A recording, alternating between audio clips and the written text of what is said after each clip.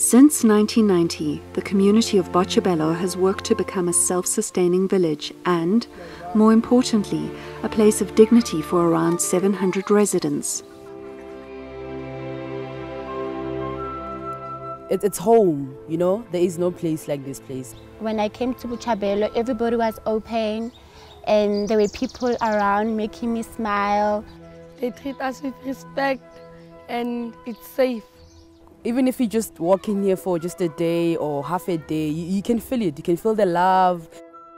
Using the traditional African village with its inherent Ubuntu values of cooperation and joint responsibility as a model, the community works together to break the cycle of poverty and bring hope, safety, education and job prospects for all residents. I'm Con Clutie, and together with my wife Marion, we established Botshabelo 22 years ago. My dream is to make this the model village of Africa. This can only be done if everybody participates. We have one or two local funders, but the largest amounts come from overseas. No matter how many people come and help us, they can't feed us. They'll give us a small amount, and that would help us. But no one walks up to you and says, I'm going to feed this child until they're 18. Out in the rural areas, it's mostly single parents, which is mostly the mother. And we find that the mothers come to us for help to look after their kids because they can no longer feed them. A number of the children participating in the feeding scheme arrived suffering from severe malnutrition, or kwashiorkor. Basil Kransdorff is the force behind EPUP, a nutritious supplement that is fed to the children daily at tea time. 20, 30 years ago, in fact a decade ago, we'd eliminated kwashiorkor out of South Africa. And now it is so prevalent, just about every community we come across, we're finding now kwashiorkor. When I first saw Tapelo, he was hardly mobile. And there was hardly any movement, the eyes were dead and dull. And as soon as he could, we started feeding him on EPUP. Within a matter of days, we saw the difference. You actually see it in the first couple of days. He also had the kwashiorkor. And today, if you have a look, whoopee! There's hardly any sign of an extended stomach. Yeah? Through a partnership with EPUP, the children now receive a daily, nutrient-replete meal. For many, this is their most nutritious meal of the day. When you meet, and I think you're going to meet some of them later, some of the children who are now working, and you see how literate they are, how numerate they are, what has been created here is an absolute unique model of life. The effects of good nutrition have been witnessed in the Botshabelo school. What happened is that they settled down in class, they listened to the teacher, there was less bullying, and of course the big thing was that the children didn't have to steal or fight to get food. Housing is not your first priority.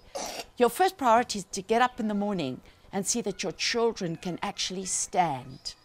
And that is what's happened with this EPUP for us. It's come in, it's like our nutritional Father Christmas. If we don't feed our children, we will fill them.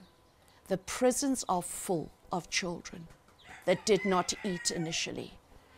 We are not getting to the lineage problem of food. We need to eat nutritionally, not we need to eat. Forget about eating.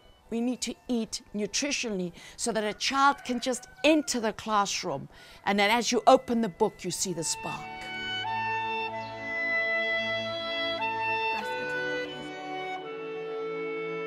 We need individual initiatives, we need corporate initiatives to help these guys. The 2010 FIFA World Cup brought increased tourism to Magaliesburg and the local Mount Grace Hotel. My name is Ashley Christie and I'm the Group Quality and Talent Development Manager for Extra Bold Hotel Management. With 2010 we were obviously very, very busy, and we knew that we needed additional staff, and where better to go than the local community. We always try and source staff from the area so that we are putting back into the community within the area. We've been working with Botshabelo sort of more on a social responsibility basis. We've had some of the kids here for the last 3 years, and it's been amazing to watch. I'm Balesa. I work at the reception here at Mount Grace. I'm a receptionist. I did my interview, and the front office team obviously loved me because they said, when would you like to start? And I was like, anytime. And I went in front and I was like, I want to do reception. I was given tasks and responsibilities to do beyond what I had expected to do when I got to reception. And for me, it just has been great. Lebo Makalane successfully completed hospitality training at Mount Grace. Now she's carving out a new future for herself in the northern suburbs of Johannesburg. I would have never thought that I'd be here. I know that this was one of my dreams, but I had some serious issues, so it's nice to believe that I'm actually living my dream right now. Being at Botshabelo, I've learned how to become a proper parent, you know, who expresses their feelings, who just loves their child completely, and yeah, I think that that's just the person that I've become today. At Botshabelo, Selina is about to join her colleagues in a career in the hospitality industry. I've been studying hospitality for 2 years now.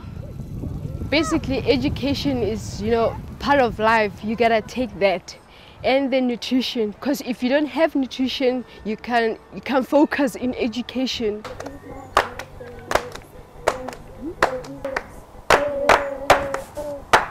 I want to see myself working at Mount Grace first and then travel all over the world. That's what I really like, traveling.